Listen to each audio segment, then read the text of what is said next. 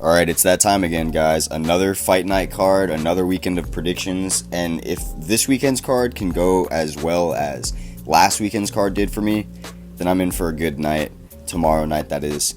I believe I'm two main event predictions in a row. Back to back, I got correct. I got Jared Cannonier correct, and I got Ilia Topuria. Now I got Sean Strickland versus Abus Magomedov. And to look at my record from the last fight, I went 10-3. Out of 254 UFC fights, I've got 159 wins. I'm hoping I can get less than 5 losses on this card, just so I can keep that win rate going up before I hit 100 Ls. 63% win percentage, 11-10 in main event picks. Let's get right into the first fight of the night. Alexander Romanov taking on Blagoy Ivanov. I'm picking Alexander Romanov, but I'll be honest, I picked him incorrectly for the only fight he's had this year. And when I watched that fight live, I told myself I would never pick him again, similar to Cedricus Dumas, who I ended up actually picking last week, and he won. So I kind of feel like I need to scrap that whole I'm never going to pick someone again mentality, unless they're really absolute garbage, and Romanov might not be at that point yet. I think he could out-grapple Blagoy Ivanov to a decision, just because Blagoy is so much older, and he's a little bit more battle-tested in the octagon, so he just has more mileage on him. Early prediction, I'd go with Alexander Romanov by second round submission. Moving on, Ivana Petrovic versus Luana Carolina. I'm going to go with Ivana Petrovic, but honestly, it's such a up in the air coin toss every time I predict these fights. Even though she's coming from Invicta or whatever it was, and she was the champion and she's undefeated, when girls come in and they fight someone in the UFC, they always seem to do terrible their first fight in. Unless they're, like, really a menace, like Karine Silva. That girl's actually a menace. She's a finisher. But a girl like this, I don't know for sure. I'm going to side with Ivana Petrovic by a decision, but I don't know. Up next, Guram Kutateladze versus Elvis Brenner. Honestly, this is really tough for Elvis Brenner. They threw him to the wolves. I don't even want to say that I'm for sure this fight will happen until it's on fight night. Because so many fucking times is a Guram fight pulled off like a day before or last minute. And I wouldn't be surprised if it happened again or if someone didn't make weight. But if this man can make weight and show up to the fight, I don't see very many people in the lightweight division beating him. He lost a split to Damir Ismagulov, and he won a split to Mateusz Gamrot, which I actually thought he lost, to be honest. So he's had an interesting run in the UFC, but he's Khamzat's main training partner and he's a beast. So I'm going Guram. Next up, Yana Santos versus Carol Rosa. There's not even much I need to say on this. I'm not picking Yana Santos ever. Did you guys watch her last fight? That shit was terrible. I'm going with Carol Rosa. It's probably going to be a really boring fight unless Carol Rosa can get the finish out of nowhere. If Yana Santos somehow wins this, I'm slamming my fist into my TV, turning that shit off, and I'm gonna become a Minecraft YouTuber or some shit, bro. Because I'm tired of picking fights if someone like Yana Santos wins. Moving on up the card, Joe Anderson Brito taking on Weston Wilson. Joe Anderson Brito is a freak of nature, featherweight. I remember the first time I became aware of him, it was versus Andre Fili, like way back, and he sparked him. And I was like, oh shit, if you could spark Andre Fili, who's actually a dog in featherweight, you must be pretty good. Weston Wilson has a name like he's from that MMA Manager game that you download on your phone, and they just make like random ass names for fighters. Weston Wilson. I actually fuck with that, but I'm picking Joe Anderson. Next up, I'm sorry, I didn't give you guys any explanation for that, but we going Joe Anderson. Next we got Kevin Lee versus Renat Fakhretdinov. Sorry if I butchered that, buddy. The prelim headliner, and honestly, I'm a huge Kevin Lee fan. I love Kevin Lee. I always have been a fan of him, especially because he gets so much unwarranted hate. It's fucking crazy. Like, people don't realize that he came into the UFC at such a young age, and he was instantly thrown into the wolves, and he actually did really well for himself. That's why he became like a cocky figure. That's why he started to become brash, and all the things that kind of did push fans away from him came from his skill set. Either way, though, he's fighting someone that's undefeated in the octagon, 19-1 or 20-1, something along those lines, and it just doesn't feel like the UFC is trying to give him any favors for this fight. I'm going to be picking Renat. I think he's going to be able to win a decision, but I'm going to be honest, I looked at his record and I watched some of his other fights, and Kevin Lee can win this, man. It's not even just like, oh, he has a puncher's chance. No, if he gets him to the ground, he could actually dominate. We could see Kevin Lee obliterate this dude, and I hope it happens. I hope I get this pick wrong on the card.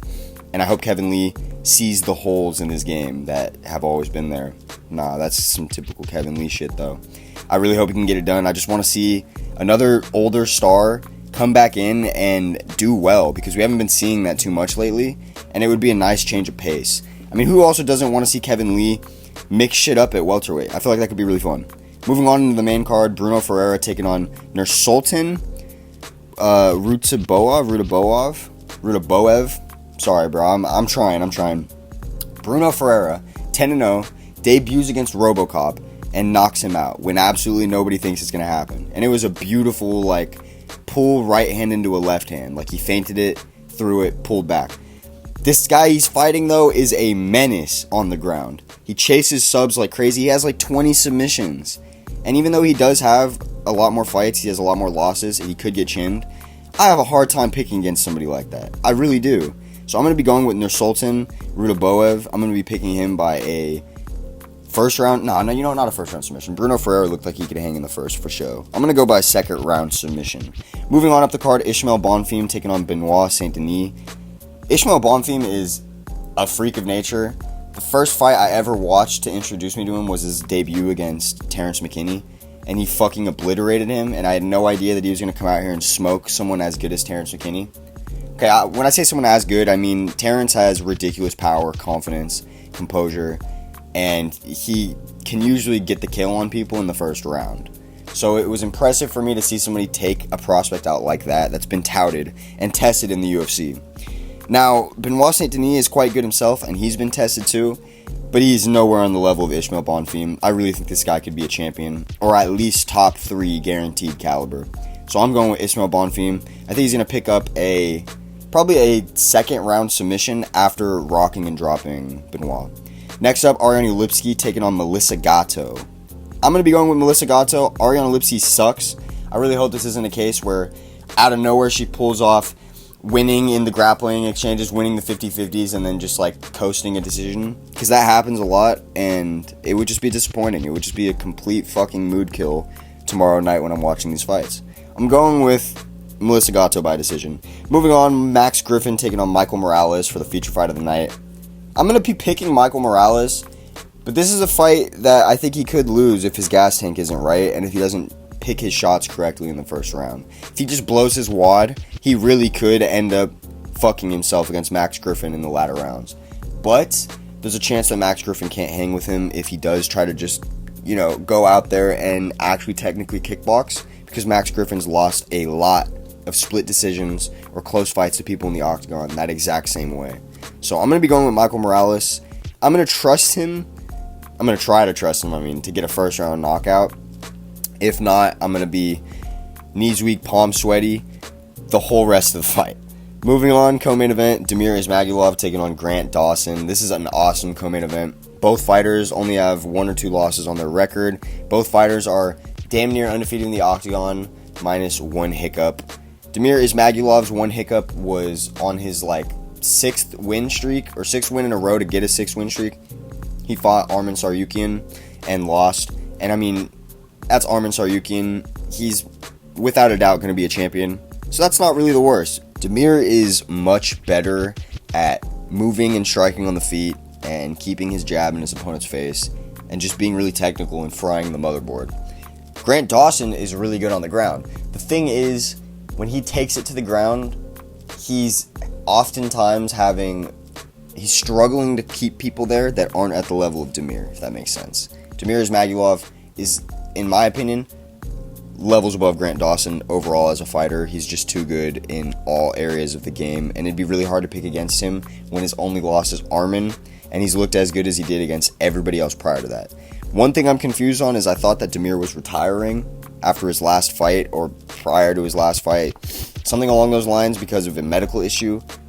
Correct me if I'm wrong. Somebody in the comments, please let me know what's up with that, because I could have swore Damir Ismagulov was retiring. But I'm going to pick him by decision. Moving on, main event of the night, Sean Strickland versus Abus Magomedov. Really hyped for this fight, honestly. It's like the 3rd Sean Strickland fight we're watching in the last 7 months, which is dope. And to be honest, if he wins this one, you could argue that he's 3-0 in all of them. I personally thought that he won the Jared Cannonier fight, but it was close, and I wouldn't be mad if you thought otherwise. He lost it on paper regardless. But then he comes back, wins the first main event of the year against another up-and-coming Russian, bruh.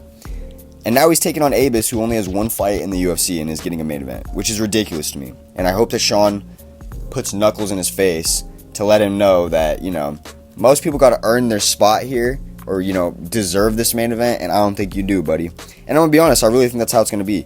Abus is a great fighter, but I don't think that he's going to be able to hang with the pace and the pressure of Sean Strickland. And that jab in your face, pull back, straight hand, jab, jab, jab, walk you down style, I think it's going to really wear on him by the end of the second round. And I think this is going to be another classic Sean Strickland performance where he gets a decision, just outpointing, staying out of the way of the cleaner hits, maybe even grappling a little bit. I could see his confidence in the grappling department being up a little bit higher. But yeah, no, I really trust Sean Strickland to go out here and demolish this fight. Probably 4-1. It'd be pretty cool if it ended up being 3-2. We get like a 2-2 going into the fifth scenario. I don't really see that happening just because of the way Sean Strickland's style is. And if Abus Magomedov is to win this, he's probably going to clip him in like the first or second round. Unless he is just better in every department, and we're going to find out tomorrow night that he can outpoint him and do all that. But let's be real, I don't see that happening. And I want to carry the momentum of my win streak. I want to be 3 main event wins in a row. So please, Sean, let's keep this train going, keep the magic alive. And you guys need to go check out his his pre-fight interview, his press conference. That shit was amazing. If you guys fuck with the content, give me a like, give me a sub. I'll catch y'all.